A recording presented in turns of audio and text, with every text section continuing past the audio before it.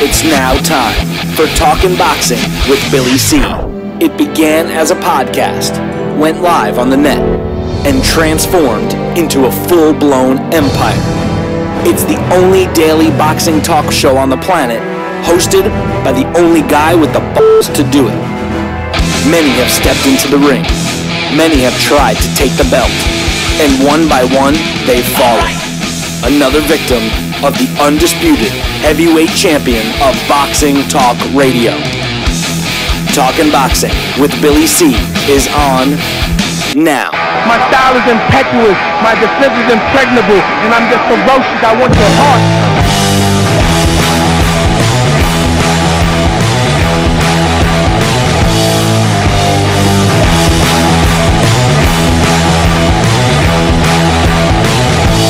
Coming to you live from the Billy C Studios in Lake George, New York. I'm Bill Calogero, and it's time for the Billy C Show. Good morning, good day, good evening. Whenever you're listening, whenever you're watching, I hope you're doing okay. Today's show is being brought to us in part by Sal's Neighborhood Pizzeria and Italian Restaurant, located on St. Simon's Island in Georgia. Check out his website, www.salsneighborhoodpizzeria.com, or give my man a call, 912-268-2328, 912-268-2328. Find out why I go all the way to St. Simon's for an authentic Italian meal. Today's show is also being brought to us in part by Fight TV. Hey, you want to watch a fight, but it's not on your TV provider's channel? Can't find it anywhere? Well, guess what? You can find it on Fight TV. And even better than that, you can watch it right on the front page of BillyCBoxing.com. That's right. We have a embedded player for Fight TV right on the front page. So check it out, www.BillyCBoxing.com. Make sure you go to Fight TV for all of your fights that you can't get on your normal television provider. And while you're at it, make sure you download the Billy C app. It's for free. So why not watch the show or fights that are available on Fight TV on your Billy C app? Like I said, it's for free. Visit our website, BillyCBoxing.com, and click on the app today. And finally, today's show is being brought to us in part by my book, Tom Molyneux, From Bondage to Baddest Man on the Planet, is available right now where all good books are sold. And you can get a copy of this book right now while you're watching or listening to the show by visiting BarnesandNoble.com or Amazon.com. You want to get a signed copy? Don't worry about it. Visit our website, BillyCBoxing.com, and click on the book. You can't miss it. That's for sure. And listen, if you see me at a live boxing event, make sure you come up to me if you want a book. I never leave home without them. It's like the credit card you're not supposed to leave home without. Obviously, we're not going to promote it since they don't pay us. But the bottom line is I don't leave home without books to sell to people or give, whatever. If you're a good-looking woman, I'll give it to you, man. Hey, I shouldn't just say that. It's not that I'm against. I better leave it. I better leave that one alone. But anyway, on today's show, I meant to tell you what we're going to be doing for our Blast from the Past tomorrow. Tomorrow's show, we got former world champion in multiple divisions, Tony the Tiger Lopez, coming at you for our Blast from the Past. Alex Papali will present that to us, along with myself. And also, as usual, we'll have Boxing Hall of Famer and New Jersey Boxing Commissioner Larry Hazard joining us, and he'll give us his thoughts on the Deontay Wilder annihilation of Bermane Stiverne this past weekend. And speaking of Deontay Wilder and his annihilation of Bermane Stiverne, my topic today, my main topic, it's a little slow day in the sport of boxing, but my main topic today is just about that. We've been talking a lot about the dream matchup between Anthony Joshua, who I think is the best heavyweight in the world today, going up against Deontay Wilder. And, yesterday we were talking a lot about the potential fights prior to the showdown between Deontay Wilder and Anthony Joshua. And, I mean, realistically, Anthony Joshua could fight Joseph Parker in England, let's say January of 2018. I'm just throwing these dates out. Nothing has been signed, sealed, or delivered, or even discussed. But potentially he could unify the other belt, with the exception of the WBC belt that Deontay has. I mean, we could see that fight. And then we could also see, Deontay Wilder's new mandatory, which is Dominic Breazeale. We could see that fight in early 2018. Let's keep it on the same page. Let's say January.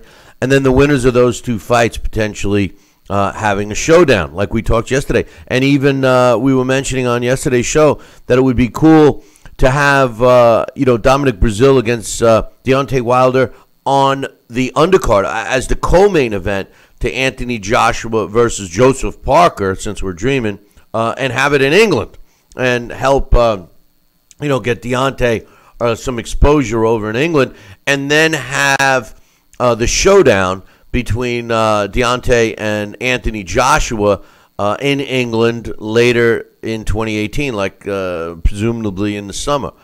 That sounds like a great plan to me. However, should the fight take place now? I mean, let's make no mistake. The two best heavyweights in the world today, in my opinion, clearly is Anthony Joshua and Deontay Wilder. Now, Deontay Wilder, I've been very critical of. And a lot of people have been talking about Deontay Wilder's victory over Stavern on Saturday night. And, the word dive, the word came for a payday, all of those come into play for this fight. But me trying to look on the bright side, I thought I saw Deontay Wilder display more boxing ability than he has, and he hasn't done it since the first fight with Stavern. So therefore, like I say with AJ all the time, Anthony Joshua, in my opinion, is always improving. He's a guy that, in my opinion, is getting better and better after each fight. Now, he did not look great against Carlos Takam, the last-minute sub, but he, looked fantastic against Klitschko. Showed us a lot. You got to assume, he's getting better. But with Deontay Wilder, Deontay Wilder has shown zero, zilch, nada improvement until Saturday. Now, granted, it only went 2 minutes and 59 seconds, but I saw Deontay Wilder using a jab. I saw him set up his right hand. I saw him go in for the kill when he was supposed to, and I also saw him do what he was supposed to do against that type of opponent, whether you want to call him a bum or whether you want to call him a guy who laid down or whatever. The truth is that Deontay Wilder did what he was supposed to do against Stavern. And we can't criticize Deontay for that. He made quick work. I've seen fighters many, many times that go back to their corner and their trainers, actually say, hey, let's get some rounds in. And then the next thing you know, what happened? They're looking up at the lights. Yeah, no, if you're going to be able to take out a fighter quickly, why pussyfoot around? Why mess around? Take him out. And that's what Deontay Wilder did. To me, that was an improvement over the last time I saw Deontay Wilder. So that brings us to the question, should the fight happen now? Should we let it go one more fight and then have a showdown, or is this fight ready to go now? Joining me right now from St. Simon's, I see. Now that I see him, is Sal Rocky Senecola. Good morning, Sal. Good morning, Billy. How are you today, buddy? Not too bad. So what do you think, man? Yesterday we talked about it. I mentioned it earlier. A great scenario. January, just for argument's sake. AJ against Joseph Parker in England. And on the co-main event, Deontay Wilder against his mandatory, Dominic Breazeale in England. Have them fight. Then the winners fight each other sometime in the summer. But today I posed the question, do we need to wait? Does that fight have to happen? Can't we have this fight now? Certainly we can. I mean, we could have it in January. They could build it up. There's enough momentum. You just had both of these fighters fight back-to-back a weekend apart, and I think it's a perfect escalating drama scene here with us trying to make this fight happen in January, right after the holidays, or February maybe. Otherwise, yeah, then let them go on a card together. Let them fight on a card together against their mandatories, and then the winners will definitely fight each other come June, July. So is that, I can live with that too. Is that what you think? You think they should do that? I think that's it. I think that's it. I'm going to say, without, there's been enough pussyfooting around with this, and they're going to look for some excuse. They're going to look for anything else. That's why I said yesterday, and the moniker could be no excuses. Boom. That's it. Well, that has been. Let them do what they got to do. No excuses. Everything else barred. Let them fight it out by mid year next year, 2018. Well, no excuses has been used. I would bill it. True. How about come back to reality? Whoa, wait. I would bill it as the heavyweight showdown. Of the century. This new century. I mean, I can't think of a bigger showdown in the heavyweight division in the last 17 years. I mean, think about it. I mean, what could we say? I mean, prior to this fight, the biggest fight in the heavyweight division really was AJ against Klitschko. I mean, Klitschko never really had a huge showdown with it. I guess you could say Tyson Fury was a significant fight, but that doesn't have the ramifications or the interest that AJ against Deontay has. No, I think this will be one of the best build fights that we've had in a long time in the heavyweight division. I think it'll be even bigger than Klitschko and Joshua. It's got to be. I believe it will be.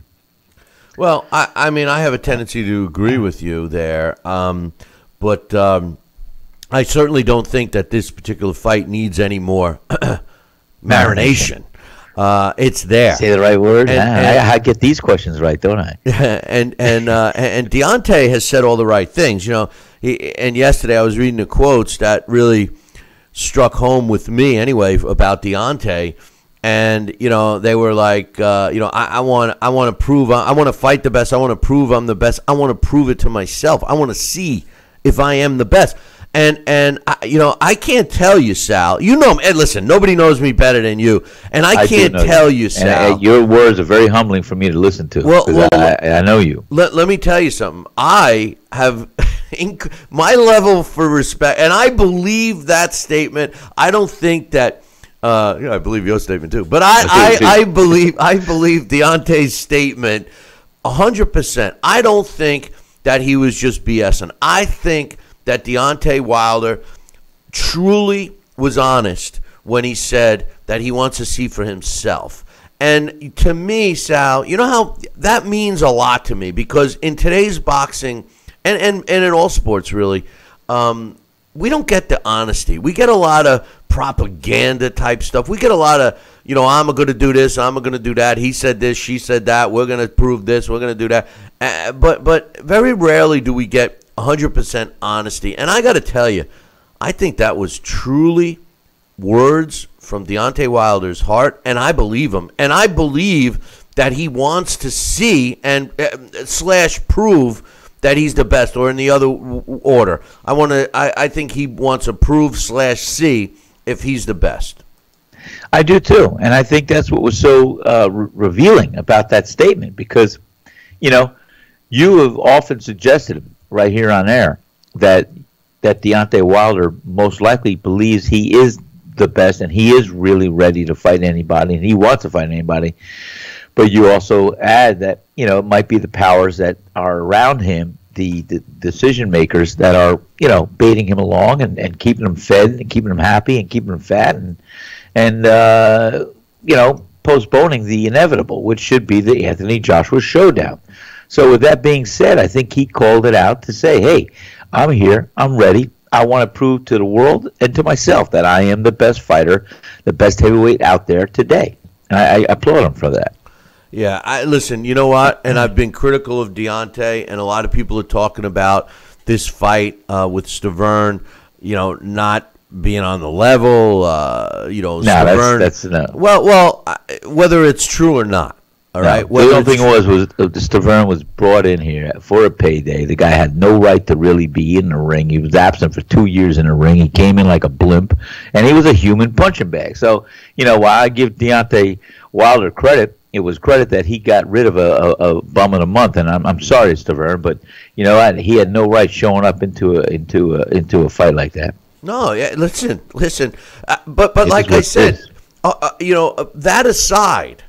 that aside, we all agree that that he showed up like a blimp, and we all like you said yesterday. We also said that a heavy bag comes in better shape than he did, and a heavy bag fights back more than he did. We all agree with that.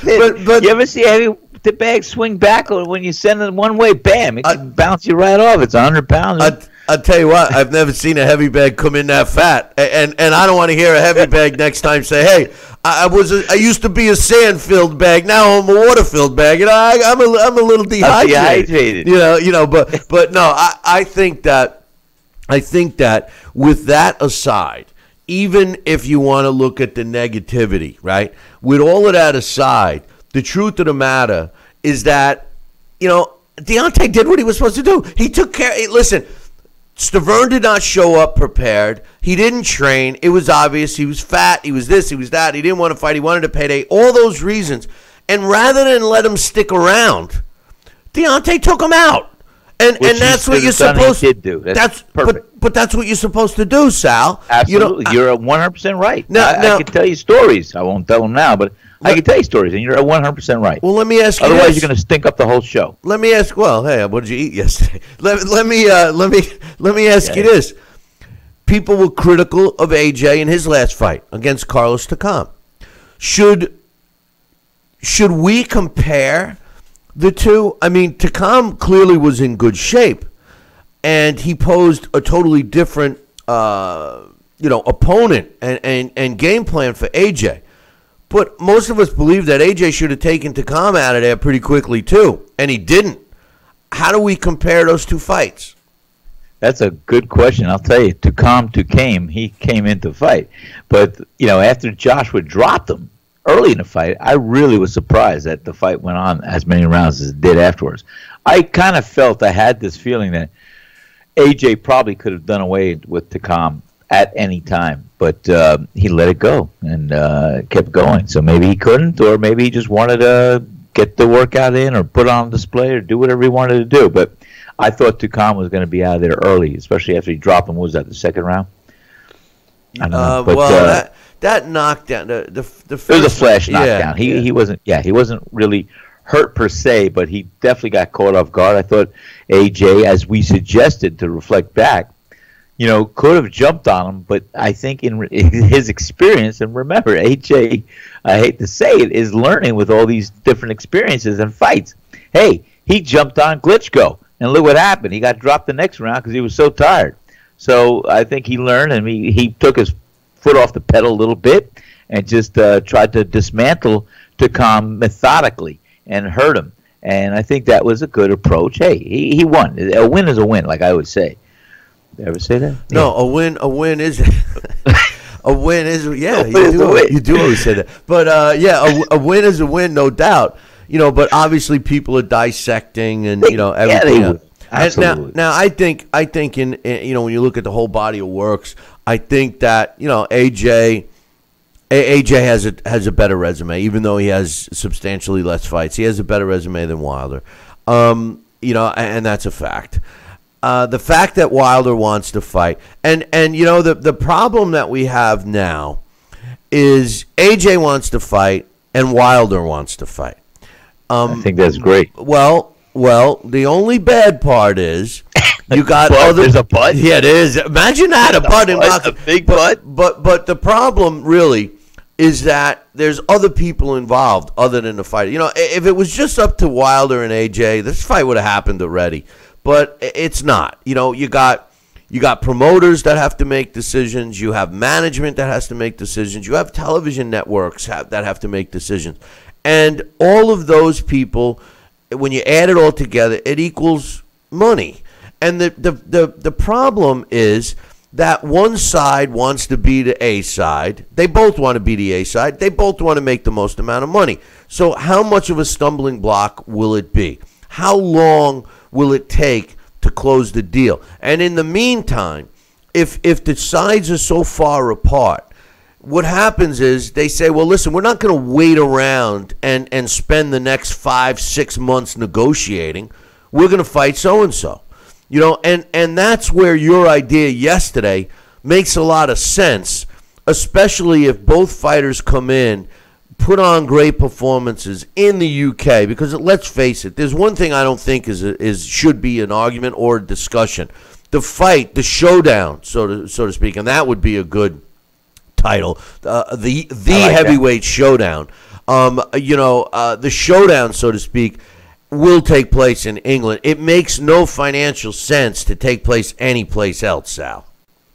No, you know what? I think it would be one heck of a showcase over in England. You know what? You have both these heavyweight combatants, and you'll have Tyson Fury open up the show with a 4-rounder. No, I'm teasing. 10-rounder. And let's see what he could do and how he looks. And he'll certainly have enough time to train. And, yeah, I think it'll be the night of heavyweights. When heavyweights rule. That's a new one.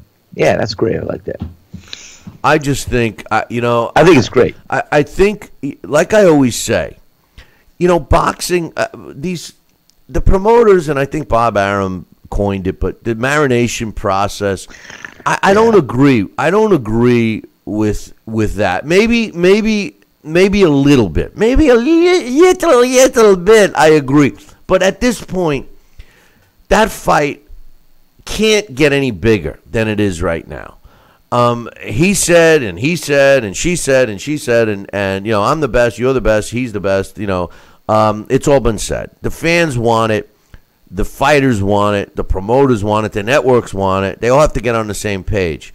And then the main point here that I want to make is that a fight of this magnitude, there's another one that'll move into the spot that will be in demand after this one.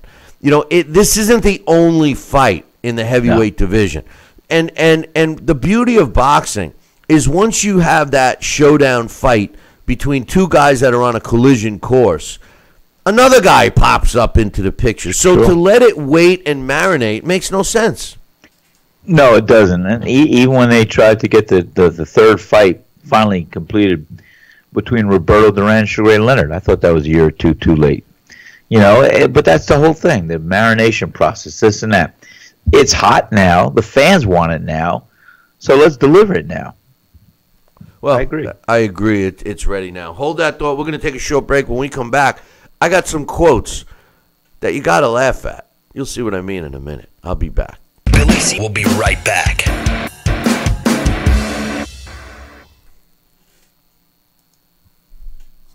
Living with hair loss, that is. Losing your hair is no fun, and no one wants to be bald, but there is hope. Getting my hair back was the best thing that ever happened to me. I'm happy with the way I look now. I'm very excited about my hair. I feel beautiful. I love my hair. Hair Club offers all proven hair loss solutions backed by our commitment to satisfaction guarantee. If you're not 100% satisfied with the solution you choose, Hair Club will apply the purchase price to another proven hair loss solution or transplant more hair at no charge. That was the best thing I've ever done. It looks good on me. Call in the next 5 minutes to get your free brochure at no obligation. It will tell you everything you need to know about your hair loss problem, and it's free if you call now. I am more pleased than what I had even imagined. I at least look, I would say, 5 years younger. I'm 52, and I look better now than I did when I was in my 40s. I feel great. And that's not all. The first 100 people who call will also receive $250 off any hair loss solution from Hair Club. Call now. Broken air conditioning, $4,400. Failing refrigerator, $2,500. Don't let outrageous repair and replacement bills like these bust your budget. Get the First American Home Warranty Plan. And when a covered appliance or system breaks, we'll repair it or replace it for you. We had a high-end dishwasher go kaput. they put it in a brand new dishwasher. We have plans that cover air conditioning, most appliances, plus heating, plumbing, electrical systems, and much more. Plans start as low as $25 a month. Why let a major appliance or system breakdown bust your budget or go through the hassle of finding trustworthy service people? Last year alone, we saved our customers over $120 million. Don't wait until something breaks and you're stuck with a huge bill. You save a lot of money. It's absolutely worth it. If you don't have First American warranty, get it. Call 1-800-946-6234 for your free no-obligation quote. This is important news for women using birth control medications and devices. If you or a loved one have been diagnosed with a pseudotumor after using one of these birth control drugs or devices, you may be eligible for a cash award and medical expenses. Contact the law firm of Davis & Crump right now if you or a loved one have used one of these birth control medications or devices and were diagnosed with a pseudotumor to see if you are eligible for a cash award and medical expenses. Call now. Operators are standing by. Are you currently on Medicare? In other words, do you carry the red, white, and blue Medicare card? If so, are you suffering from chronic back pain? If you answered yes, you may be eligible for a pain-relieving back brace covered by Medicare at little to no cost, shipped directly to your home for free. These medical-grade back braces are ideal for lower back pain, arthritis, spinal disorders, and other chronic back problems. Will you qualify for a medical-grade back brace? Call Back Brace America at 1-800-290-8300.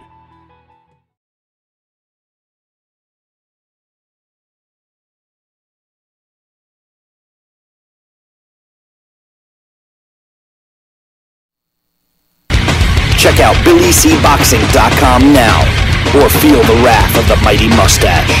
Oh, that hurts! Why are you doing that to my face? I hate you! That's BillyCBoxing.com. Consider this your warning. Now back to Billy C. Interact with the show at BillyCBoxing.com.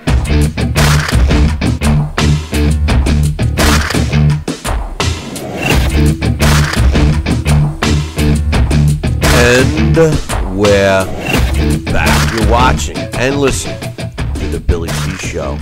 And before we went to break, I promised you, Sal, that I had some quotes that were going to make you laugh. It's going to make you laugh. Okay. The comedy hour. Yeah. Now, we had WBC Prez on Mauricio Suleiman not too long ago. And I thought it was a great interview. And Mauricio said some great stuff. And, I respect him for the most part. But sometimes the business of boxing, and let's make no mistake, boys and girls, ladies and gentlemen, and children of all ages, let's make no mistake, all right?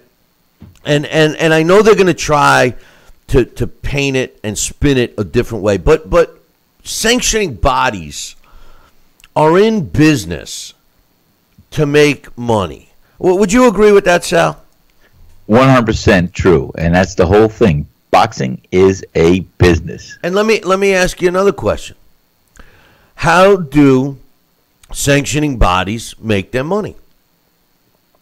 Well, by sanctioning fees. Exactly. And other avenues and other facets of we don't want to we don't want to get into the other ways they get the money in those envelopes, like what can you put in this hand to make your guy number one contender with the other? We won't say that. But most of the time their revenue stream is from sanctioning fees. That's correct. You were right on that. Thank you very much. And your pointing to other things was also correct. But anyway, Mauricio Suleiman, although he says all the right things most of the time, is no different. No. They make their money from sanctioning fees.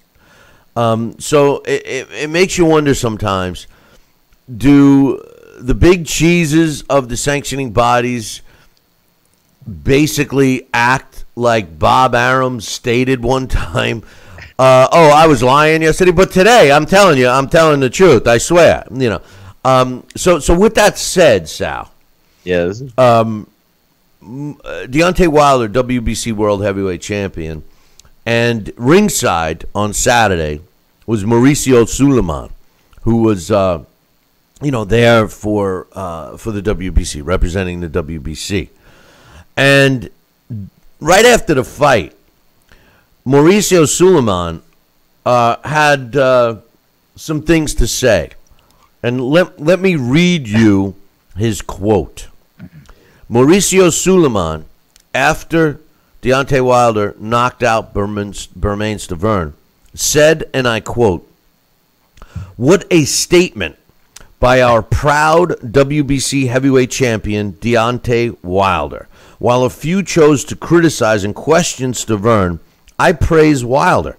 He's athletic, he's strong, and he's fast.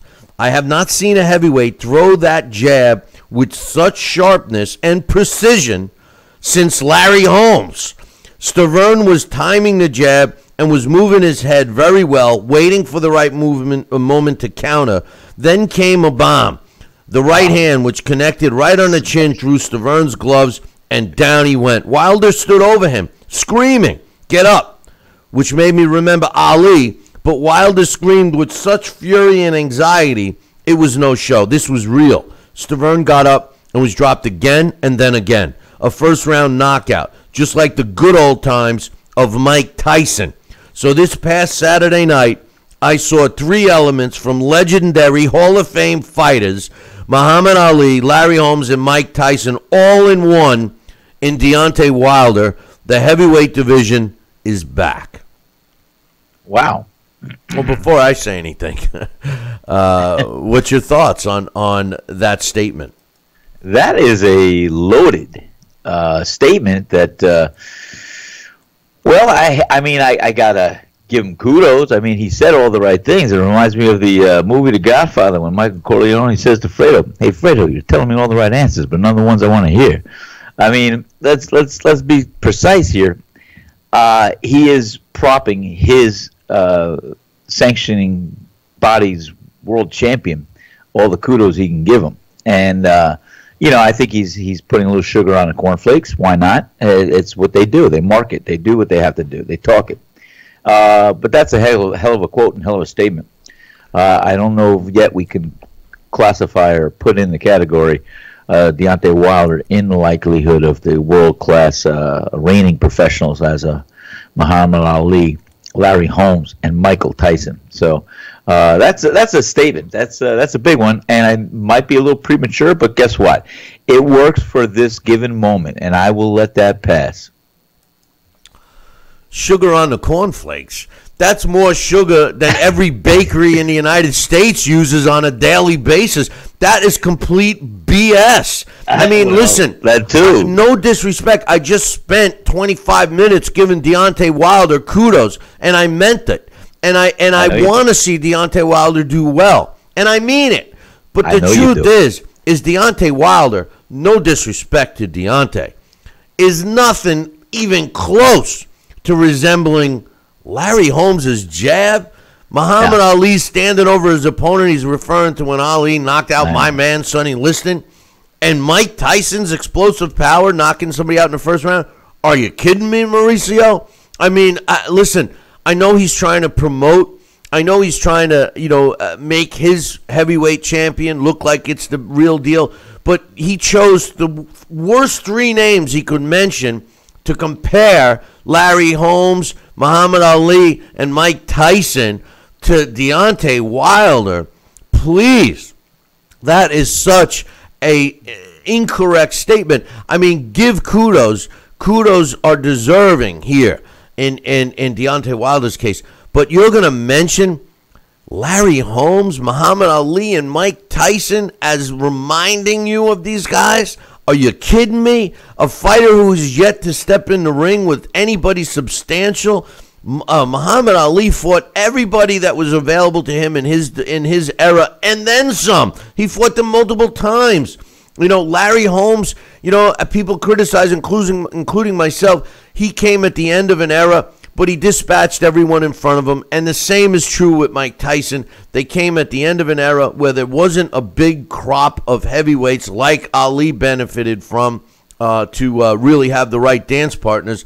But come on, you can't compare these guys. Larry Holmes has one of the best jabs in the history of boxing. And although I think that Deontay Wilder really looked good and sharp, and I enjoyed him using his jab thanks to Mark Breland, are you going to compare it for the second time in his career, using a jab second time, and you're going to compare it to Larry Holmes? I mean, come on. You're going to compare his explosive punching power because he knocked one guy out in the first round to Mike Tyson, who you'd gut up to take a leak in a fight, and the fight's already over. They're already back at their dressing room. I mean, come on. And forget about Ali. Muhammad Ali, the greatest, many people think the greatest heavyweight of all time. I mean, a guy that proved it time and time and time again. And keep in mind, for the 3 years of his prime, wasn't even fighting. He was in exile. So, I mean, come on. How can you compare it with those three? Bad choice of names, Sal, in my opinion. Well, here's another analogy that's going to really get under your skin. Not that I want to agitate or antagonize you here with this, but, for him using the Ali, flexing his muscle in his arm standing over Sonny Liston, the way he did, like, come on up, get up, I'm going to finish you off even better, him using that analogy would almost refer to Stavern to be the Sonny Liston, and that's not the case. No, and that was not the case. But, when Sonny Liston fought Muhammad Ali, he was the big bad bear. He was supposed to win that fight. He was the A side. He was the beast. He was a fighter that, everybody feared. And he was in his own right, just a real tough guy to even walk out of the ring with on your feet. And so for Muhammad Ali to do what he did over a legend like Sonny Liston, at that time, I think that's what prompted his whole thing. Come on, I'm here, get up. And no way was Stavern anywhere in any shape, way, or form a Sonny Liston figure. Listen. Sonny Liston lost to Muhammad Ali because of one reason, and that reason was because of the fact that he thought he was a nutcase, and that the all the shenanigans that Ali pulled leading up to that fight affected Sonny Liston mentally and threw him off his game. Hey, it is what it is. It's a psychological war, and Ali was master of that. You know that. And Ali didn't just beat him once; he beat him twice. And he knocked him out twice. So I mean, it is what it is. But when Wilder was over, Stavern yelling at him to get up, to compare that to Ali and Liston is a joke. But I could also, in just to pause. How about the ref jumping on him like Art McCanny Jr. when he's carrying him around the ring on his back like he was, like a horse. I mean, come on. Art McCanny Jr. has no business being in that high-profile fight. Not yet. I mean, I will give him credit. He has come back. I mean, the guy was awful. But anyway, hold that thought. We're going to take a short break. When we come back, I got some more from Mauricio Suleiman. Not quite as impactful, but interesting nonetheless. We'll be back in 2. Billy C will be right back. Broken air conditioning, $4,400. Failing refrigerator, $2,500. Don't let outrageous repair and replacement bills like these bust your budget. Get the First American Home Warranty Plan. And when a covered appliance or system breaks, we'll repair it or replace it for you. We had a high-end dishwasher go kaput. They put it in a brand new dishwasher. We have plans that cover air conditioning, most appliances, plus heating, plumbing, electrical systems, and much more. Plans start as low as $25 a month.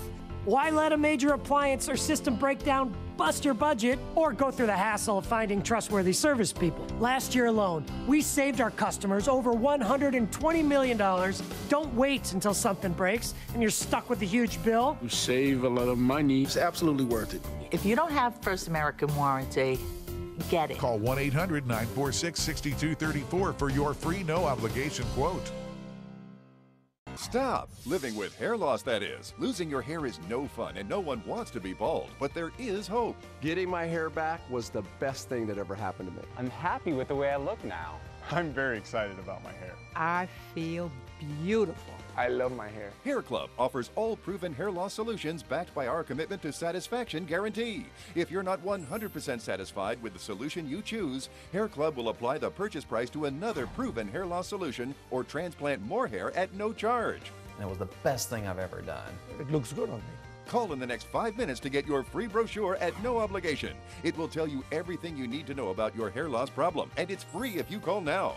I am more pleased than what I had even imagined. I at least look, I would say, 5 years younger. I'm 52, and I look better now than I did when I was in my 40s. I feel great. And that's not all.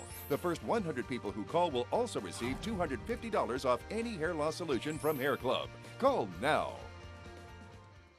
This is important news for people who had a hip replacement and then had to have additional surgery as the result of a faulty hip implant or were diagnosed with high levels of metal in the blood, known as metallosis. You may have a right to a cash award and medical expenses. If you have been diagnosed with high levels of metal in your blood or have required more surgery because of hip implant failure, call the law offices of Davis & Crump right now. Our first consultation is free and we don't get paid unless you get paid. Call now. Operators are standing by. Are you currently on Medicare? In other words, do you carry the red, white, and blue Medicare card? If so, are you suffering from chronic back pain? If you answered yes, you may be eligible for a pain-relieving back brace covered by Medicare at little to no cost, shipped directly to your home for free. These medical-grade back braces are ideal for lower back pain, arthritis, spinal disorders, and other chronic back problems. Will you qualify for a medical-grade back brace? Call Back Brace America at 1-800-290-8300.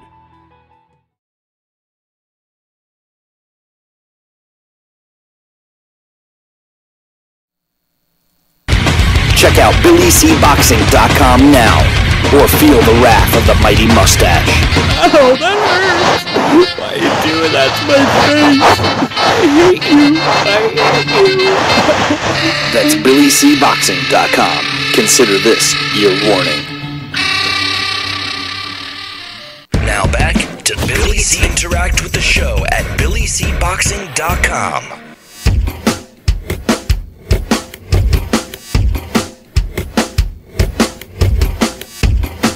And we're back. You're watching and listening to the Billy C. Show. Glad you could be with us today. And we're talking about Anthony Joshua Berman Stavern's fight, but really the topic today is actually Deontay Wilder Berman Stavern's fight. But actually the main topic today is Deontay Wilder against AJ. Should it happen now, or should we wait a fight or two? And we got some good opinions on both. But Sal, I promised when I went to break that I had another statement from Mauricio Suleiman, who just cracked us up by comparing Deontay Wilder, his win and his performance to that of Larry Holmes for his jab, Muhammad Ali for standing over Stavern, telling him to get up so he could beat him up some more, and Mike Tyson for his knockout power in one round, which we both find pretty comical. But, of course, discussion, especially over the last year at least, has always come back. Anytime you mention AJ, anytime you mention Wilder, the question of are they going to fight each other comes into play. And, of course, Jose Suleiman was asked the same question, what's his thoughts on a unification. And I'm sorry, Mauricio Suleiman. I'm misspoke and mentioned his pop's name, Jose. But Mauricio Suleiman said, and I quote, "Everything is set for Wilder versus Joshua." Now, of course, he uses Wilder's name first. We all know it should be the other way around. But anyway, everything is set for Wilder Joshua. Wilder told me specifically that he wants to fight Anthony Joshua next. And he's already asked the WBC to do whatever it takes to support the making of this fight. Now it's up to the promoters, the managers, and the TV corporations to make it happen. Both fighters want it. The world wants it. Boxing needs it. I agree with all of that. So do I. I don't know if it's as simple. You know, what bothers me when people are talking about, hey, I want the fight. Hey, you know, Deontay says, I want the fight. It's up to AJ. Sign the contract. All you got to do is sign the contract. They leave out an important part. I mean, if they said, I want the fight, but they offered me X and we want Y, and we're not signing to then, I would respect that more than just hearing this side of it, you know? Or the same thing on AJ's side. Hey, we want the fight, but we're not ready yet. We want this fight first and that fight second and then this fight. I want to hear those words. And so far, we did hear those words from Team AJ. They said, we want to fight Joseph Parker. You know, we're looking at fighting Tyson Fury. Two big money makers for AJ in England. And then we could go for Deontay Wilder. Deontay Wilder wants to fight now. There's a lot of reasons people think are why he's calling for that fight now. One of them, Sal, is the fact that he's run out of bums in a month that he can beat up. And now the only guys left are guys like Dominic Breazeale and like Al Bernstein mentioned. You know, what about Ruiz, Andy Ruiz Jr.? Why isn't he being mentioned? He was ranked above him. And, you know, guys like Amir Mansour, who's been waiting patiently. I mean, why not guys like that? Do you think it's more advantageous for Deontay Wilder to try to cash out money-wise, and at the same time, he could be hitting lotto if he lands that lucky punch and knocks AJ out? And those are all the variables that we will see revealed and possible. I mean, they could all happen. I think, you know, like we said, it's going to be enough to jeopardize or possibly risk one fight on a cut, a broken hand, whatever it might take, prior to these two combatants getting in the ring with each other. So if they're going to have one fight, let it be meaningful, let it be significant in a sense where, you know what, put him in with Dominic Breazeale, that's Deontay Wilder, and let Joshua fight Parker, whatever he's got to do, or whoever, and then let them showcase, and then let them rightfully get into the ring with each other, and all will be said and done, signed, sealed, delivered, building up the drama, the anticipation, and the everything else should be answered that night. I think that would be great. That would be great. They shouldn't take too much time letting fighters get injured, training, letting fighters do this, postponing that. Let them get this on right now. Put the wheels in motion. Yeah, you know, I mean, excuse me, it's a catch-22, Sal. It is a catch-22. It is, and you mentioned the other contenders that are waiting on the limbs. All right, guys, we're here. We want the fight to happen. If this is a precursor that we want to see them have their one last dance with other partners beforehand, then let it be, and let's get this fight on and over with before they slip in some other guy that may very well be even more deserving than a Dominic Breazeale or any other fighter in there. So, you know, let's just do what we said we're going to do for one time and get it done, and let everybody else, they waited this long, let them wait until there's a new crown champion unified. You know, I think it also shows from a financial viewpoint that, you know, Anthony Joshua has options. Deontay, maybe not so many. You know, I mean, when you look at Anthony Joshua, he's got. I mean, you know, United States ain't all that. I mean, we're not running the show, right? In boxing, or pretty much anything these days. But you know, I mean, the truth of the matter is England has a lot more going on in the sport of boxing than we have here in the States. And with that said, you know, AJ can make a hell of a lot more money. Now, we're always supposed to, you know, Floyd Mayweather has crammed down our throats, and a lot of young fans buy into his BS that, hey, you know, you should make as much money as you can. Why risk? Why fight tough fights? Make all the money you can. You got a life to live afterwards, which are all true. You know, so why not, in this case, does Anthony Joshua get that, you know, that pass, so to speak? And he's not like he's calling out Bermain Stavern type opponents. He's got a guy in Joseph Parker who's a title holder, who's undefeated, who many people think is better than Deontay Wilder. He's got another guy in Tyson Fury who beat Klitschko, who's undefeated, by the way. Yes, he's a wackadoodle. Yes, he hasn't fought in a while. Yes, he's 5,000 pounds at this point. But the truth of the matter is that AJ can make a lot of money. Probably when all's said and done, to fight those two fights, he clears $25 million for two fights, and then he can turn around and make another $20 million to fight Deontay Wilder. So I mean, for a guy to have three fights to make $45-50 million versus and we all know that Deontay Wilder could knock him out with a punch, and then he loses an opportunity for $25 million. Deontay Wilder on the other side of the coin, what big money fights does he have lined up? The guy has not made $2 million.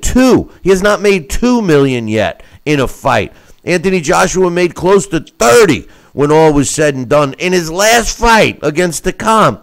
Those were reports out of England that he made almost $30 million. When all was said and done, that was before all of his expenses and everything else. But the truth of the matter is Deontay Wilder, who's he going to fight? Who else is out there for Deontay Wilder to fight that he's going to make $7 million against? I mean, who? There's nobody. There's nobody. Right? There's nobody that significant that's going to demand or draw that kind of revenue for Deontay Wilder to make the money he can make with facing AJ. And it's a simple across the board. Give AJ $20 million, give Deontay Wilder $10 million. AJ walks away with $8 million net, maybe, and Deontay Wilder. I mean, like I said, boxing's a business. And you know what? Even if I looked at it monetarily more like a business, I just love to fight. I didn't care what had happened. I just wanted to fight. But if I looked at it more as a business, which these guys should do, because tomorrow you cannot take for granted, because you just don't know in the game. You could have an injury, you could have an ailment, you could have whatever it might be. Something can happen. So when you are marketable, when you have the ability, when you are on the platform, the stage, to make the kind of money you can use to generate and live a comfortable lifestyle, take advantage of that opportunity today, because tomorrow may never happen.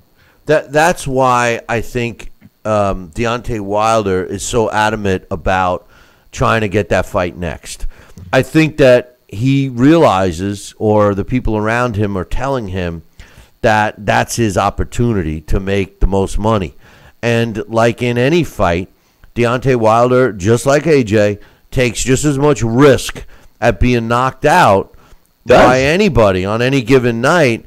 And to do it for 1.4 million or 1.6 or 1 million, fight some easy fight, all of a sudden get caught and knocked out, and then to see a potential $7 to $10 million payday get flushed down the toilet, I could see very clearly why Deontay Wilder wants that fight now. But when you flip the coin and you look at AJ's in the driver's seat. He's got double-digit money-making opportunities for several fights. And like it saddens me to even mention it, but like Johnston just said in the chat room, how about David Hay? David Hay, the biggest fraud in boxing. People in England like him still. I don't know why, but that's a big money fight for AJ. So if I'm AJ, I tell you the truth, I fight. I fight one more fight. I liked your scenario. I fight the Joseph Parker, and I try to entice, give him a big payday, Deontay Wilder to come over and fight his mandatory, Dominic Brazil, in England. And, should both fighters win, which, let's face it, they're not easy fights for either one of these guys. They're not. If both fighters win, then you have the showdown next.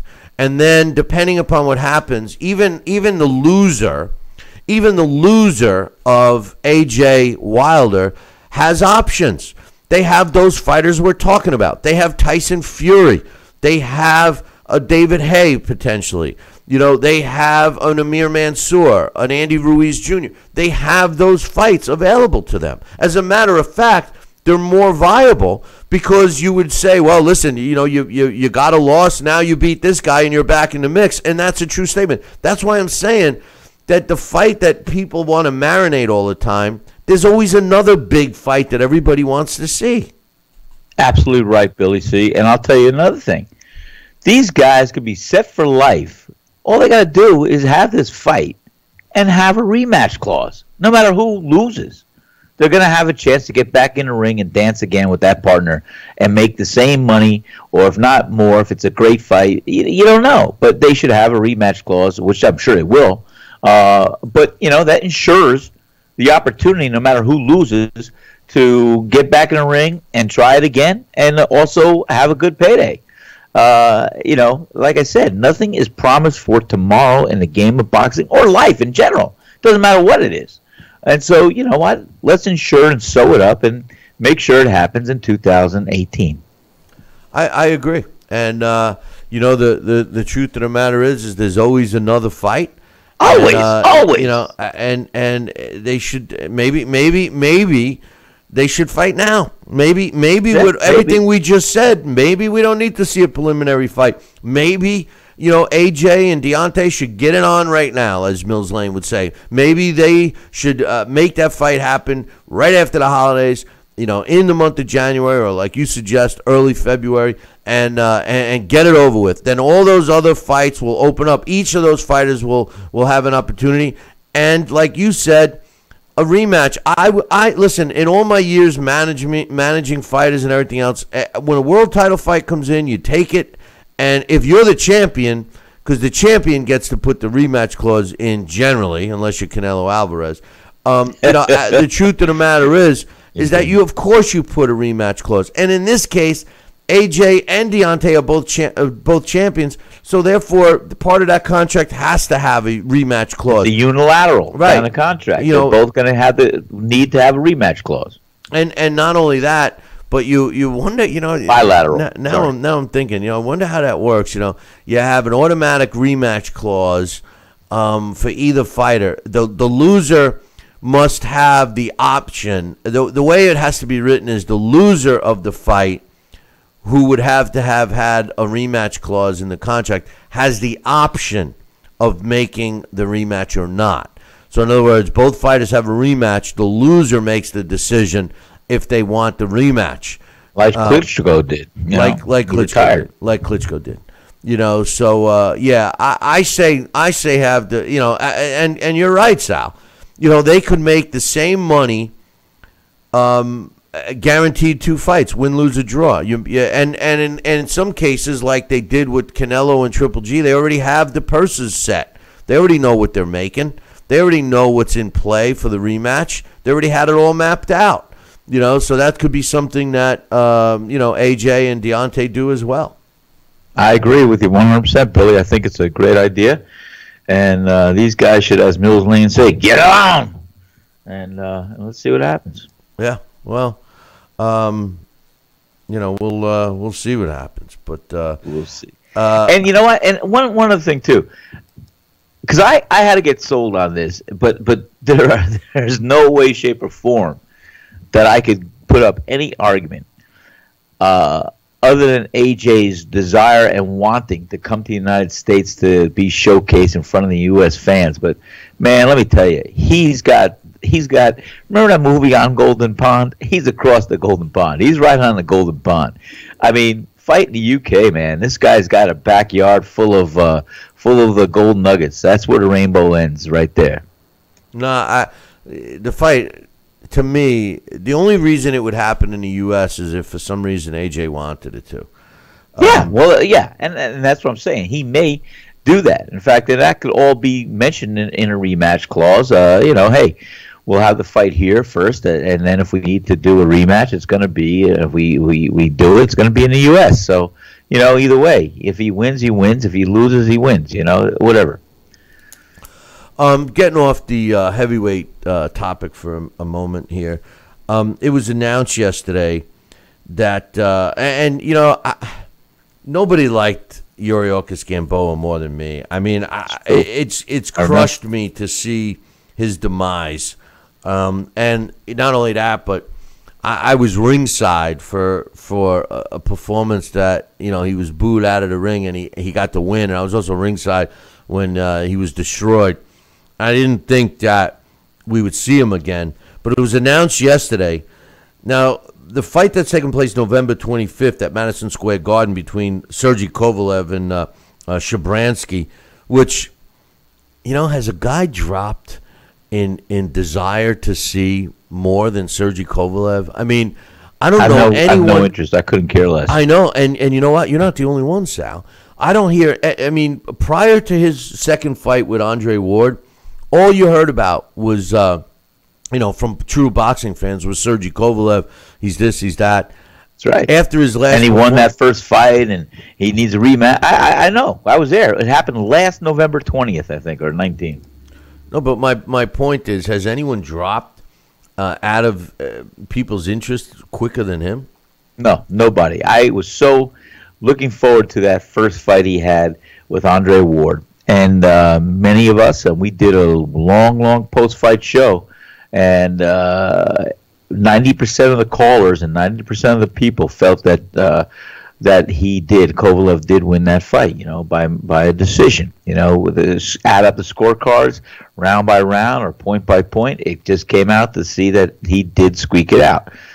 He took his foot off the pedal. All the anticipation, all the reasons, all this and that was going to yield a great second fight. And you know what? The only thing it yielded was that Sergey Kovalev is a quitter, and he was looking for a way out, and he did not have the horsepower or desire or the heart to fight and face Andre Ward, to Andre Ward's credit. And then to make it worse, he blames his trainer, John David Jackson. I know. Yeah, but anyway, my point is that's the main event, November 25th. It's going to be interesting to see, how much, how they do with ticket sales for that fight. It is going to be on HBO. But anyway, on the co-main event, or at least one of the fights that are going to be on that broadcast, Jason Sosha, who's 20 wins, 2 losses, and 4 draws, was scheduled to fight Robin Hood Castellanos. That's Robinson Castellanos, who's has a not so impressive record, but this guy is quite the fighter. I love Castellanos. But apparently he had to pull out due to an injury, and Yuriorkis Gamboa was named yesterday as the guy who's going to step in and fight Sosha. This is another chance for Yuriorkis Gamboa, who's a former world featherweight champion, and this particular fight is in the super featherweight division or junior lightweight division, however you want to look at it. Gamboa now 27-2 with 17 knockouts, has shown that he doesn't when he tries to go in and engage, he has no defense, and this guy was his style. Which he was one of the most successful amateur fighters ever, was great for the amateurs. But what we're finding now is he's got no defense and no chin.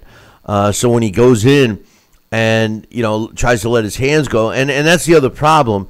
A lot of these trainers are trying to have him sit down on his punches and fight in a different style, and he always gets caught, he gets dropped, and then he reverts back to what he knows, all-out assault, and he's getting caught again. I think this is the end of the road for Gamboa. I don't know if he's doing this because he's in need of money or if he's doing this because he wants to get back in the limelight.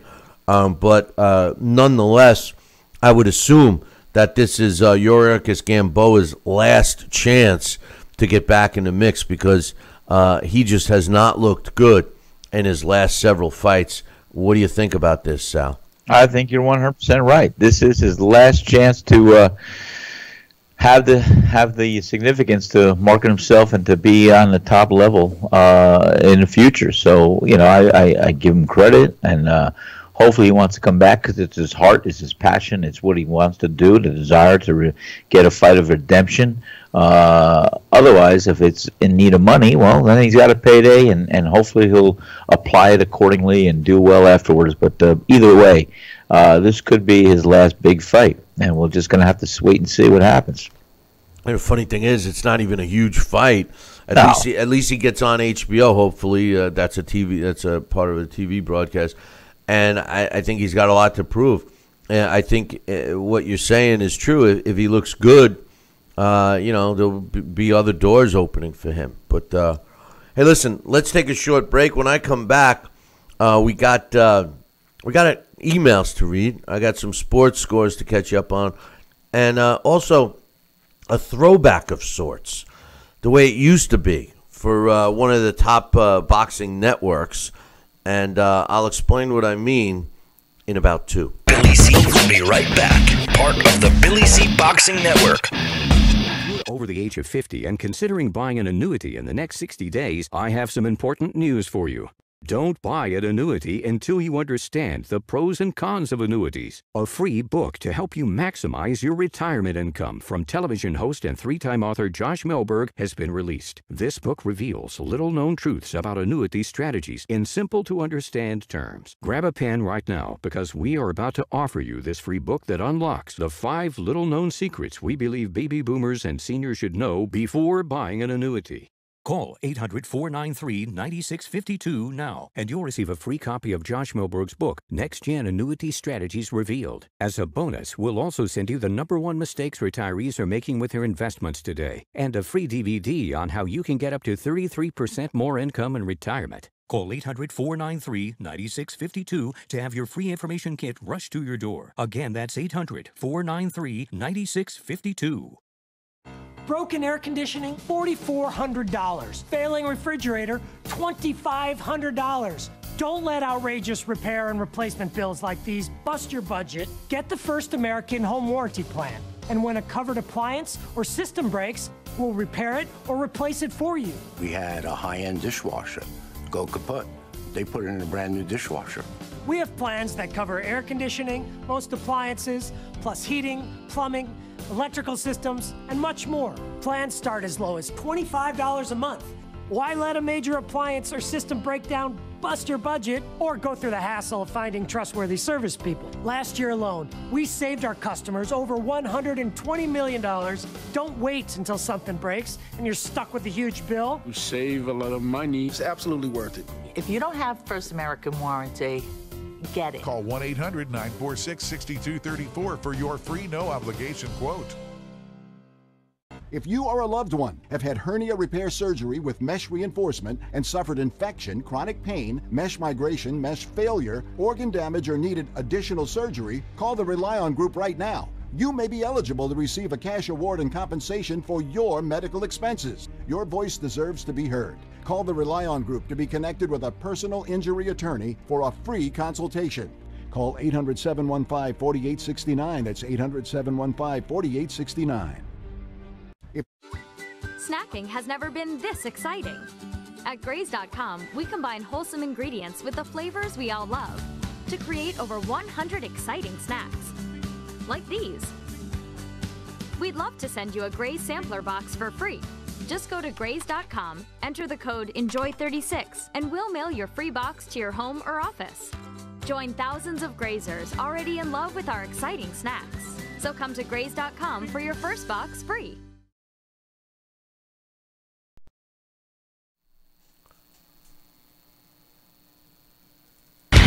Check out BillyCBoxing.com now, or feel the wrath of the mighty mustache. Oh, that hurts! Why are you doing that to my face? I hate you! That's BillyCBoxing.com.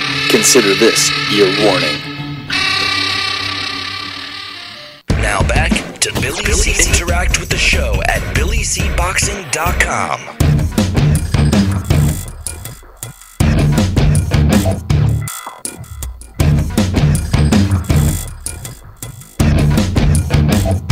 And we're back. You're listening and watching the Billy C. Show. Glad you could be with us today, and I hope you're having a great day. But before we went to break, I wanted to get everybody caught up on some other sports scores over in the NFL. Monday Night Football, the Lions beat the. What are you heavy breathing? What the hell was that? I just hope you don't hear the landscapers.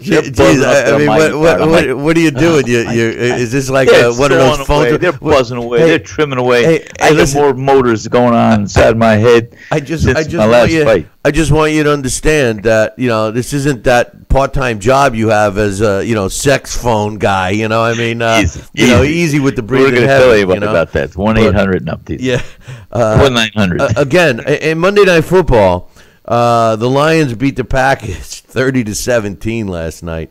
Lions are getting on the right track. Packers are a different team without Aaron Rodgers, no question about that. Over in the NBA, we had 3 games only. The Celtics beat the Hawks 110-107. All the games were fairly close. The Nets beat the Suns 98-92. They're still in trouble, though, my Nets. The Warriors, the biggest deficit of all the games played yesterday, topped the Heat.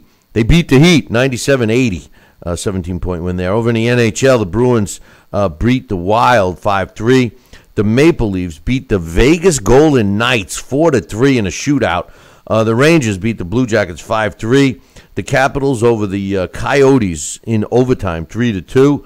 The Jets over the Stars 4-1. And the Red Wings held off the Canucks 3-2 in that one. I have an email here, Sal. You ready? I am ready. Let's do it. Love email. This one's from Jesse, my man Jesse. He says, "Hey Billy C and Sal, Billy, I like Wilder versus Dominic and Parker versus AJ, and then the winners facing each other. Good fights, but Wilder and Joshua should prevail. But Dominic is tough." A lot of thoughts in that run-on sentence you got there, Jess. But not that I'm an English teacher. I moida the English language. But the truth of the matter is that we've been talking about that all day, all show, I should say. In the heavyweight division, Sal, you've said it many, many times. One punch can end the night.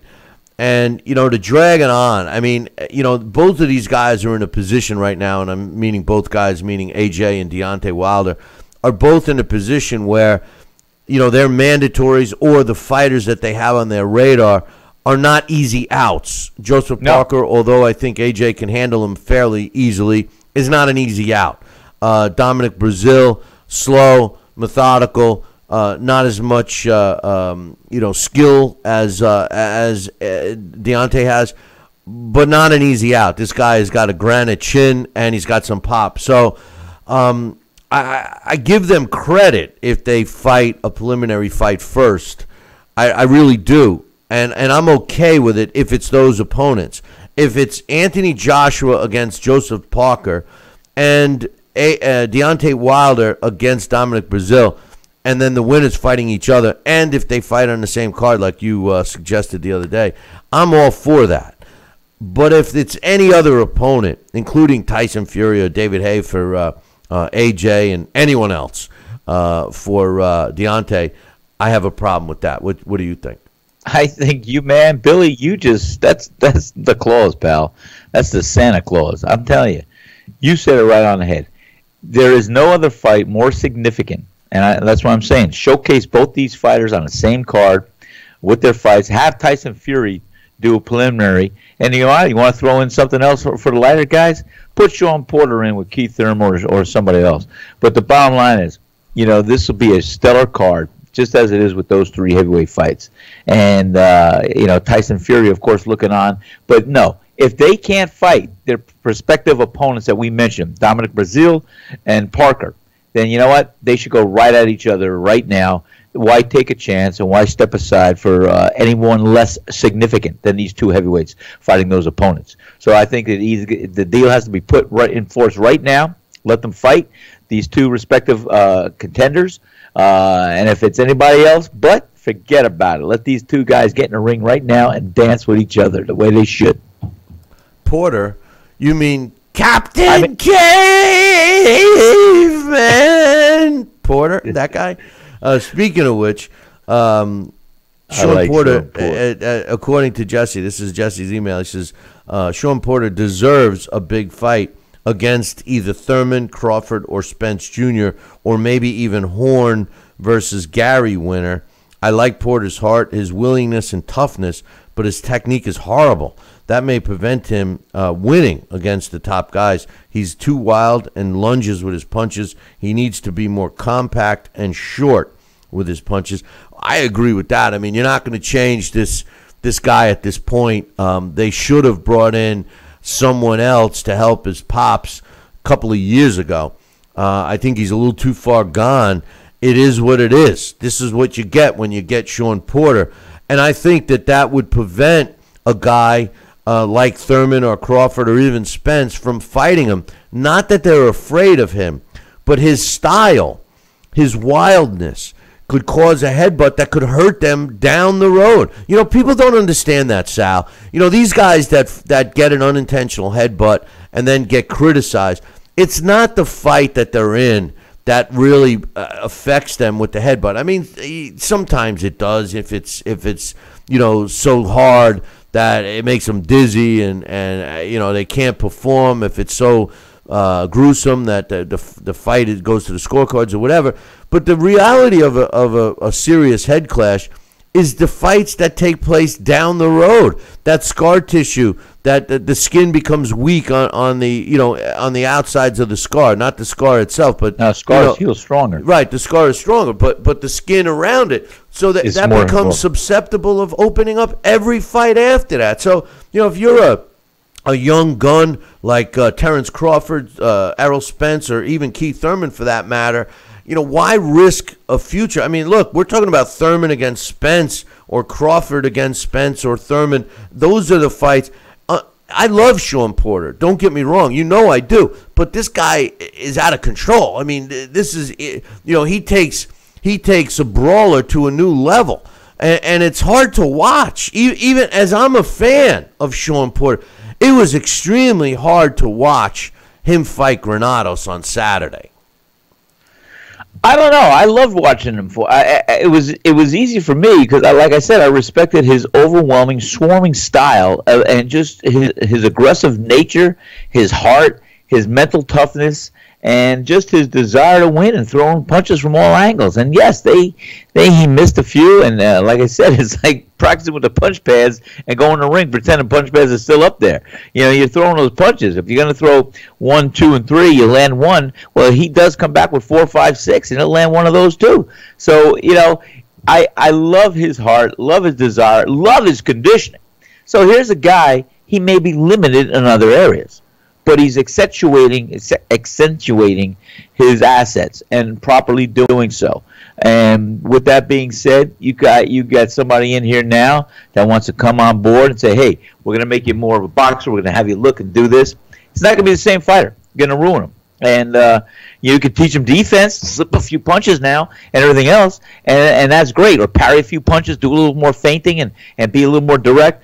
But if you're going to try and change his whole style, he's going to be shot. This is what works for him. He's molded in it. He's got his conditioning, which is very unique, and not everyone could punch bell to bell for the length of a fight the way he can. And he can also endure that kind of punishment. And I think he's got to be always the fighter he is, and just enhance and streamline where he can a little bit with defense and maybe a few feints thrown in there a few times, and then let him unleash his brawl and his overwhelming style of swarming on a fighter, because that does wear you out physically, mentally, and I think it works for him, so let it be. That's his style, and let's say, you know, he's probably midway, if not the last quarter of his career right now.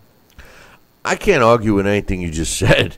I mean, don't get me wrong. I love Sean Porter. You know, it's just that when you watch him fight like that, and you know, it's hard. It's hard. Like you're getting a workout. You're right. It's a workout to watch it. Like, I mean, it's like, geez, and you're right. He's like lightning, not his hand speed. Virtual reality, I always say Sean Porter punches like lightning, not because he's so fast, because he never hits the same spot twice. It doesn't hit twice. It doesn't land twice. If they say, "Oh, hit that spot again," he's like, "What spot was that? I don't even know what spot I hit." Where's that mitt? But I don't know. I just think from the other side, Thurman and Crawford and Spence Jr., as Jesse mentions, they got to be saying to themselves, man, isn't there somebody else I can fight? I mean, this guy's crazy. But, to tell you the truth, he's dangerous. The Jeff Horn, if Jeff Horn obviously is going to, he's got a somewhat easy fight coming up against Gary. But the bottom line is that Jeff Horn and Sean Porter would be an interesting fight. Because I'm not really sold on Jeff Horn. I think that Manny Pacquiao took him lightly, and there's a lot of rumor that Manny Pacquiao and Floyd are going to fight again. Floyd is still not out of his tax problem. He just created a new one. Well, he's going to have a new one in another 18 months, so we'll see what happens. But that's so funny, Billy. I'll tell you, I don't know if I could wait and endure another Pacquiao Mayweather fight. But Sean Porter, I think he's dangerous. I think all opponents will be cautious or will be hesitant to sign for a Porter fight because of his style. But I'll tell you one thing right now. I think that the welterweight division, you have enough talent out there that you could make a lot of fighters, a lot of fights out of these pool of great fighters. And I think Errol Spence is probably the best of all of them right now. I think Errol Spence could beat every one of them. Well, Thurman has fought the better. He's a boxer. He's great, but he's fought the better opposition.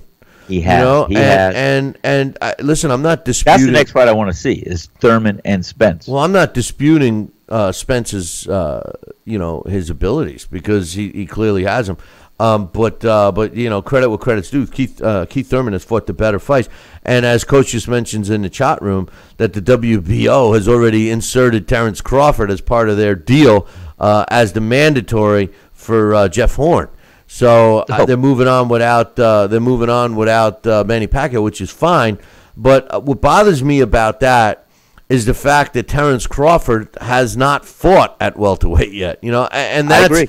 I mean, don't get me wrong. Nobody loves Terrence Crawford more than me. I like Terrence Crawford because he shows you the sweet science and he's not afraid to engage. So I love Terrence Crawford, but I just think when fighters move up a weight class that they should be forced to fight at least one fight in that weight class. I'm not even saying that he's got to go after a killer, but somebody at 147, why get a fast track? It's just not fair to the other fighters who have been working hard, and that's where my problem lies. But anyway, Jesse says, I like Bivol, but I don't know if he can beat guys like Sullivan, Alexander, Godzik, or maybe even Murat. Maybe he would be better off against Stevenson or Alvarez.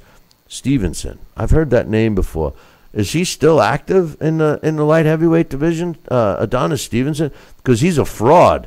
I have no interest in seeing that bum. Elder Alvarez.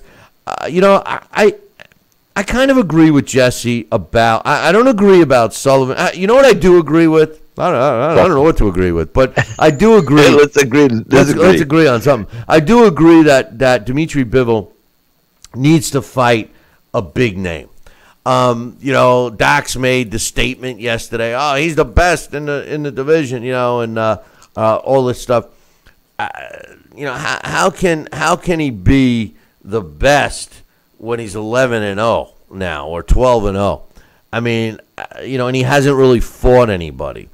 Yes, he's impressive, but he hasn't gone. I mean, yes, he's gone the distance a couple of times, but he hasn't been in a knockdown, drag-out fight. I agree with Jesse here, Sal. I think he needs to fight one of these guys. I think he could beat them, but he needs to fight them. I hate to bring his name up again, but Mayweather had a lot of success with convincing people he could beat a fighter and not have to fight him. He made people think that he could beat him so easily that there's no need to fight him. And it's a virtual fight. What's that? It was a virtual fight. Right. Well, that's in his mind. In my mind, he was a virtual champion. But the truth of the matter is that just because you say you can beat somebody, and just because the masses believe you can beat somebody, doesn't mean you shouldn't fight him. And I agree with Jesse here. I think Bivol should go after one of these more polished or well-known light heavyweights. I agree there. What's your thoughts? I agree with him too, and I agree with you. But I will tell you this: I think what you hit on the head earlier, exactly with going up to weight class. I think any fighter, it's a slap in the face and insult to everybody else ranked in the top 10, able to fight for the world title. Having somebody come up a weight class just to go in front of the champion right in his first fight in that weight division. I think there should be a rule in the books where that fighter moving, even if he is a world champion, moving up to another weight class, he should at least have one fight against one of the top ranked contenders in the top 10 before he earns that number one spot to fight the champion. Yeah. I agree. I think something like that, something built around that should first take place. Because him coming up and automatically saying, "Hey, I'm a welterweight now, and I'm going to fight for the title," I think it's a slap in the face. Well, I don't think it's fair to the other fighters. Well, no, it's not. And that's this what I'm is saying. It's a slap to them. Yeah, because when you're, I mean, I've been in you've been in the trenches, and I've been in the trenches from the management advisors standpoint, where I you're working hard. You're playing psychiatrist with the fighters. Hey, hang in there. The next fight is going to be a gateway for us, et cetera, et cetera. And then something like this happens where you're waiting for that phone call. Next thing you know, a guy in a lower weight class who's established just leapfrogs over you and everybody else, and he's getting the shot. He's getting the call. And it's disheartening for a young fighter. And at some point in time, they say to themselves, why am I doing it? Why am I holding down 2 jobs, working in the gym, getting my ass kicked when I'm not even getting the opportunities? So I think it's the long-term ramifications on the sport are no good. But anyway, Jesse, his last comment was, do you think the Luis Nery versus Villanueva fight was stopped too early? Villanueva seemed okay, even though he was in trouble. I've really tried to change my stance on being critical of referees who stop fights which appear to be too early. In lieu of, even though I'm totally against this whole movement of safety first, I got to be safe. Can't tackle a quarterback. Can't hit in the face. We're going to box, but we can't hit in the face. Even though I'm critical of that, I don't think any of us should be critical of a referee who stops a fight. We got to assume that they see closer up front more than and better than we do. Even if you're sitting ringside, you're not in the ring with the ref. I think it's better to stop a fight too soon than too late. However, I do believe that the referees in the sport of boxing need to be revisited. I think that the criteria to become a referee and the time you must spend on the lower ranks to become proficient to referee a professional fight needs to be revisited, just like the judging process of how to become a judge.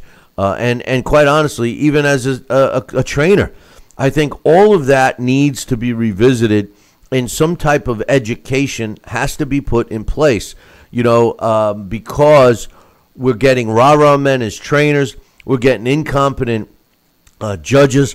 And we're getting referees like Gary Rosado the other day, who slapped around the fighters worse than they were slapping each other around. I mean, I can't stand it. Those aspects of refereeing and judging and training need to be revisited. But the decision to stop a fight, I think that once a referee has earned the right to referee a professional fight, they also have earned the right to make that call. What do you think, Sal? I think that's right. And I think, a big important thing about that is also maybe consulting first with the fighter. Are you okay? And do you know where you are? Are you, how many fingers I have up, holding up?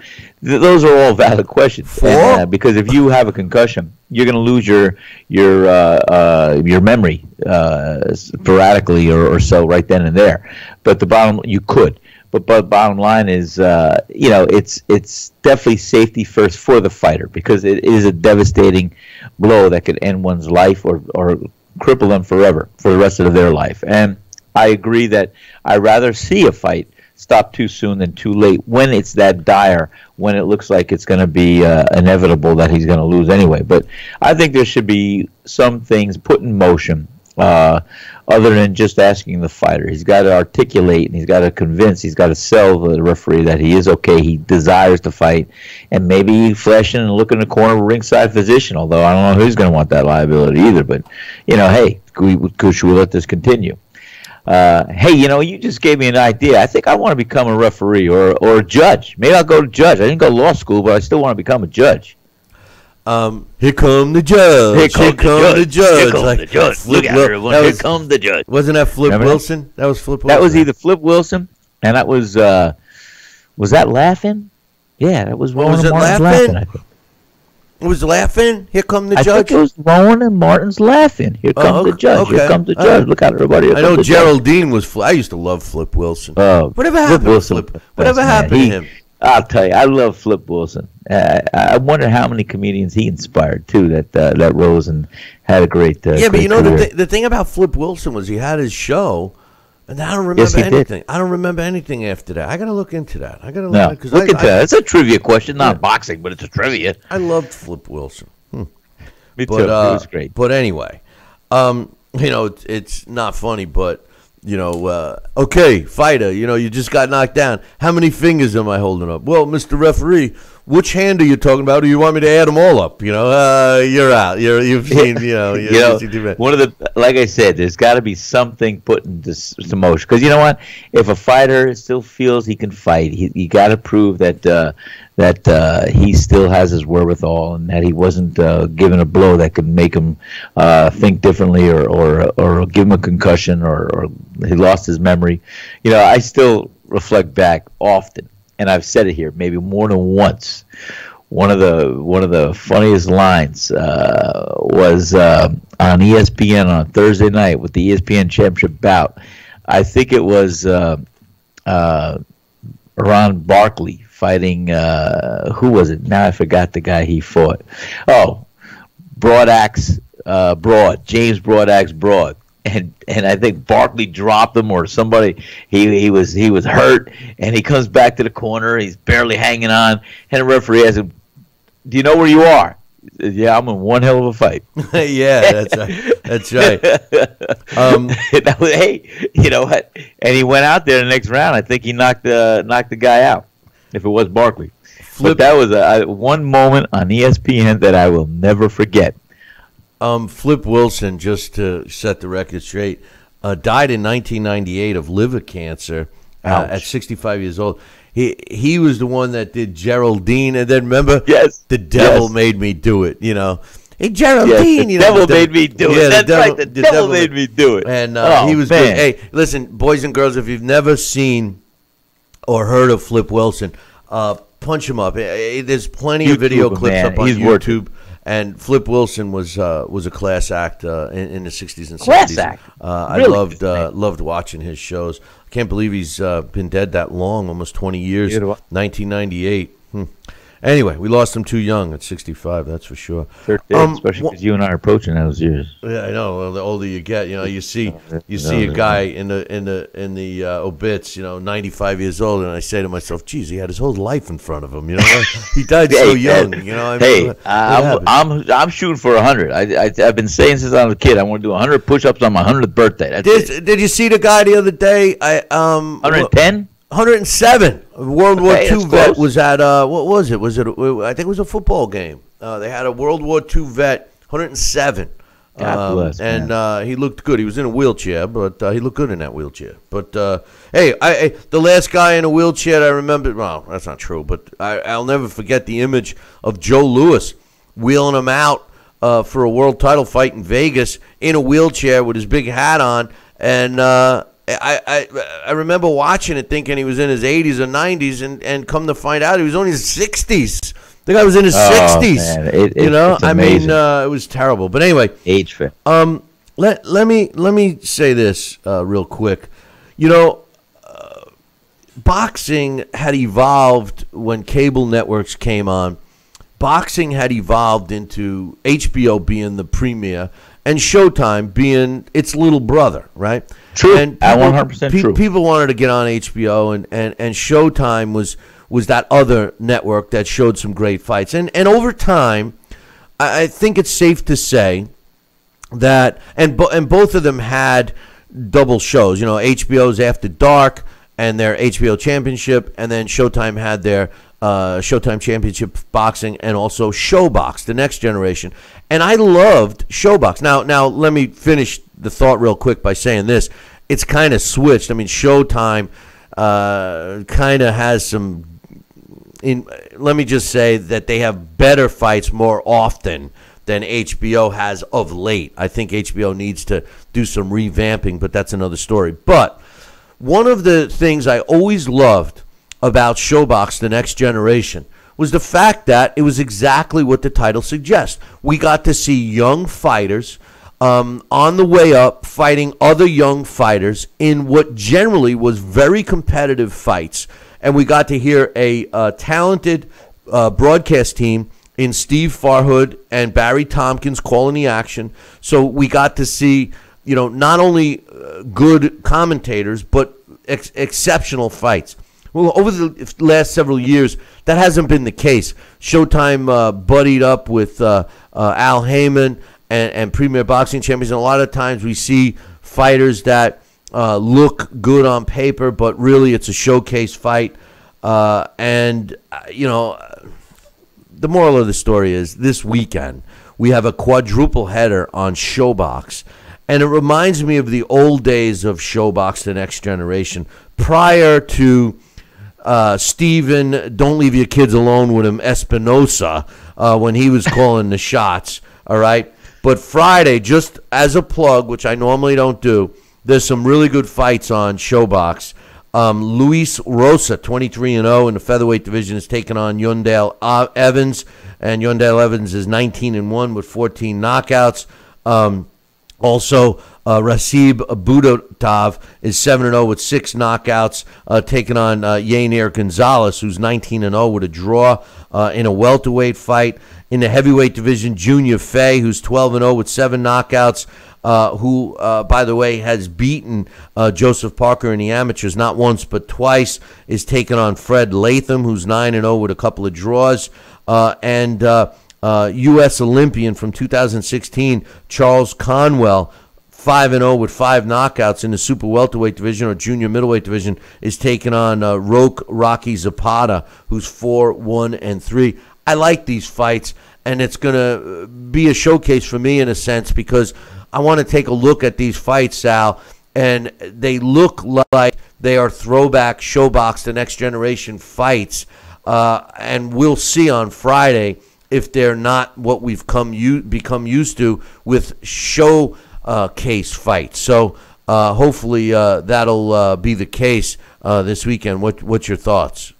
Well, I hope so too, because like I said, it was a great format, and you've always had HBO as the originator and setting the path through the woods, and then Showtime took that path and stepped ahead and redefined it, and now it's been a good ebb and flow. But I love that whole Showbox thing right there, and hopefully we'll be yielding some good fights this weekend, and we'll see where it goes from there, Billy C. I agree with you. Listen, we're going to take a short break. When we come back, trivia question time. Yeah, and let me just give you a hint. You's all losers. Nobody got it yet. We'll be back in 2. Billy C will be right back. Part of the Billy C Boxing Network. This important message. If you owe money to the IRS, you will want to hear this. Penalties and interest compound daily on your back taxes, putting you under a mountain of debt. Tax 10,000 has years of experience connecting people with tax resolution specialists. Working through the IRS Fresh Start program, they will handle all the necessary forms, and if you qualify, you may end up saving thousands of dollars. Call Tax 10,000 at 800-773-4604. Broken air conditioning, $4,400. Failing refrigerator, $2,500. Don't let outrageous repair and replacement bills like these bust your budget. Get the First American Home Warranty Plan. And when a covered appliance or system breaks, we'll repair it or replace it for you. We had a high-end dishwasher go kaput. They put it in a brand new dishwasher. We have plans that cover air conditioning, most appliances, plus heating, plumbing, electrical systems, and much more. Plans start as low as $25 a month. Why let a major appliance or system breakdown bust your budget or go through the hassle of finding trustworthy service people? Last year alone, we saved our customers over $120 million. Don't wait until something breaks and you're stuck with a huge bill. You save a lot of money. It's absolutely worth it. If you don't have First American Warranty, get it. Call 1-800-946-6234 for your free no-obligation quote. If you're over the age of 50 and considering buying an annuity in the next 60 days, I have some important news for you.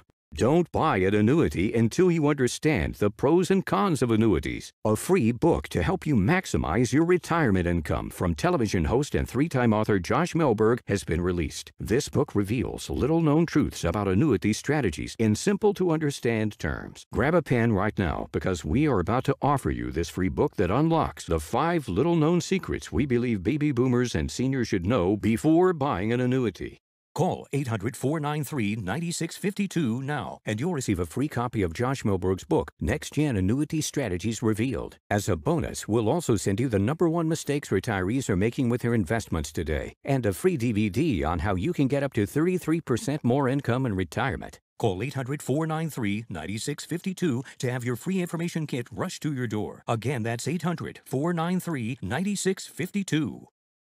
Are you currently on Medicare? In other words, do you carry the red, white, and blue Medicare card? If so, are you suffering from chronic back pain? If you answered yes, you may be eligible for a pain-relieving back brace covered by Medicare at little to no cost, shipped directly to your home for free. These medical-grade back braces are ideal for lower back pain, arthritis, spinal disorders, and other chronic back problems. Will you qualify for a medical-grade back brace? Call Back Brace America at 1-800-290-8300.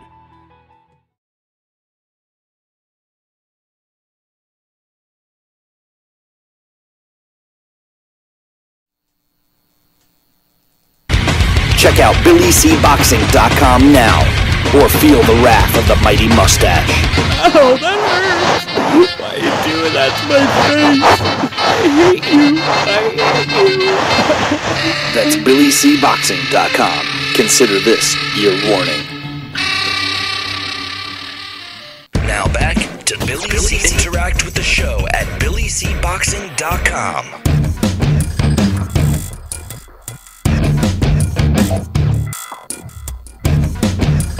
And we're back. You're watching and listening to the Billy C. Show. Glad you could be with us. A programming note, don't forget, we're not doing a live show on Thursday.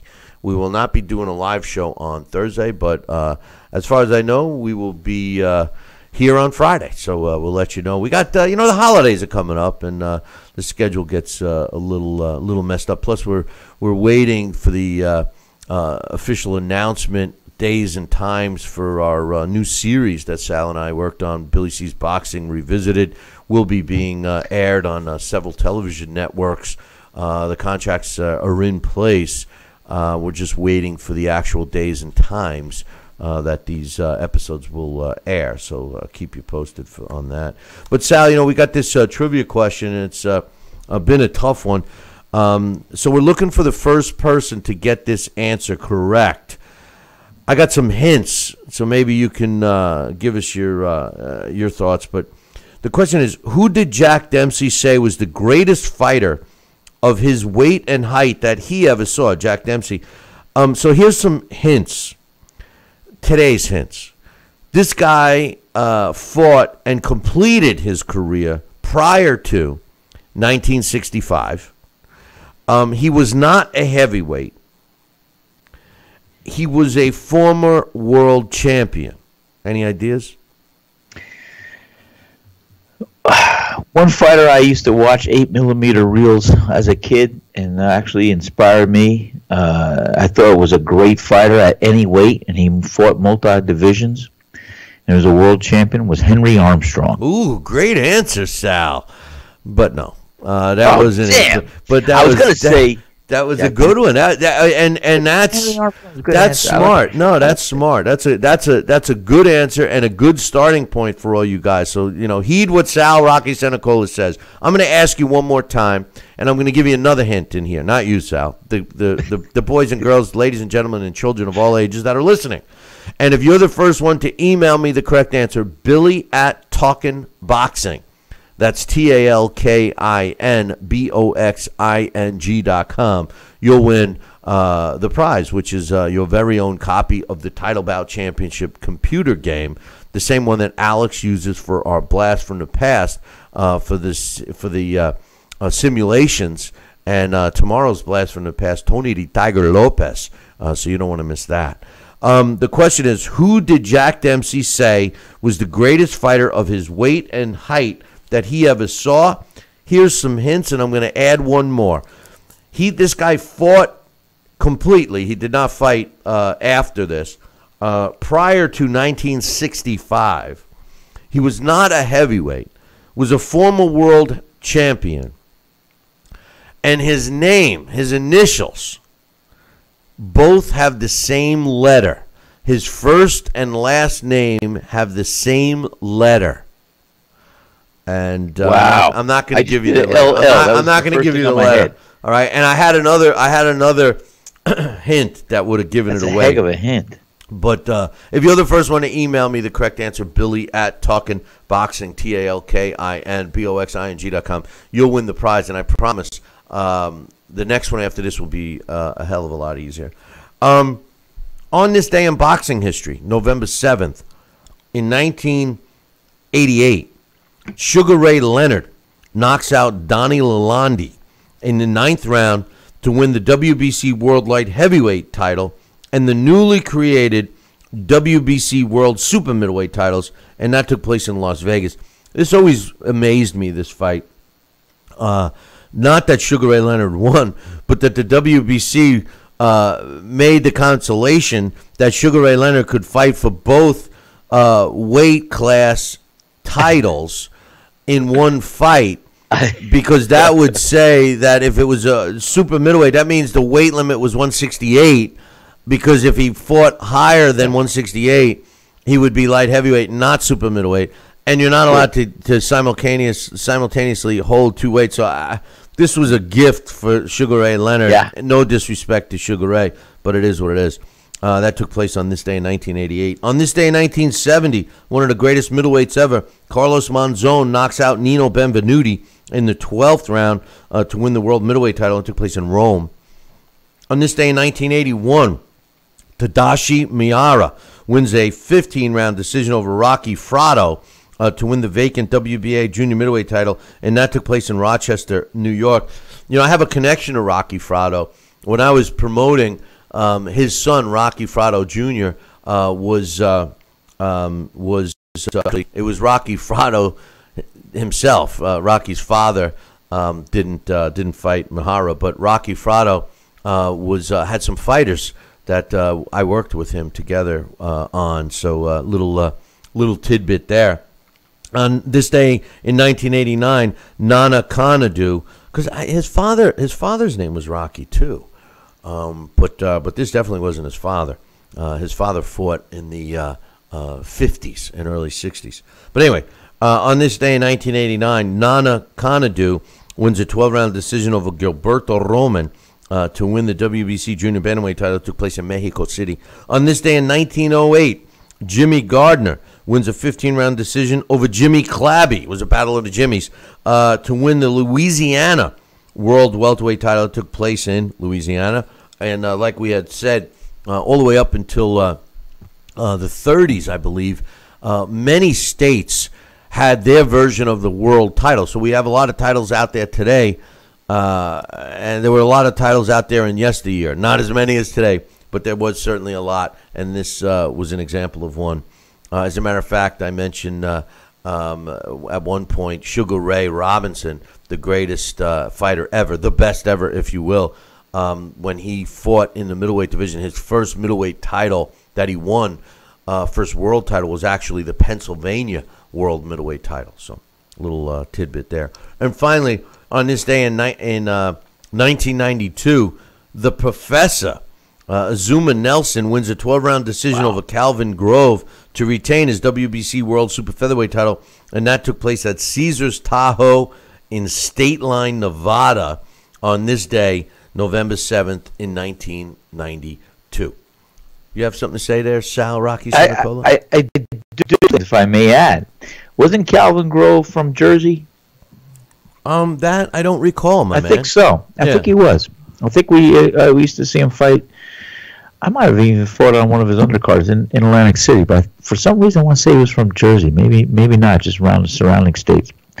And also, we were talking about Henry Armstrong. I mentioned him. You know what I found out yesterday? I want to confirm it. That he worked here in his later years at Sea Island and St. Simon's Island. He worked at the big resort on Sea Island as a greeter or something like that. I believe. Should find that out. You should find that out. That would be an interesting... who used to come here all the time was a fighter from Georgia, was Young Stribling. Oh yeah, that I know. I read to Sea Island all the time, and he would see Henry Armstrong. They would talk a lot. Young Stribling, his book, the book on him was fantastic. And you're right, because he's from Georgia. He was from Georgia originally, and they used to vacation on St. Simon's. That's right. That I knew. And he was when you say bad, he was bad, but it was good. That was a good bad, yeah. It was a good bad. That bad was good. Tough son of a gun. Nobody wanted to fight him, as I heard. No, he's. We got a trivia question about him coming up. But anyway, hey, listen, man, don't forget to tune in tomorrow. Larry Hazard will be here with his thoughts on the heavyweight division. We also will be doing our blast from the past with Alex Papali. And like I said earlier today, it's going to be on Tony the Tiger Lopez, great fighter from California, who has been on this show. And this guy is a class act, both in and out of the ring. So you don't want to miss tomorrow's show. But anyway, that concludes today's show. Make sure you tune in tomorrow morning, same bat time, same bat channel. Until then, I'll leave you with this. Ciao, baby.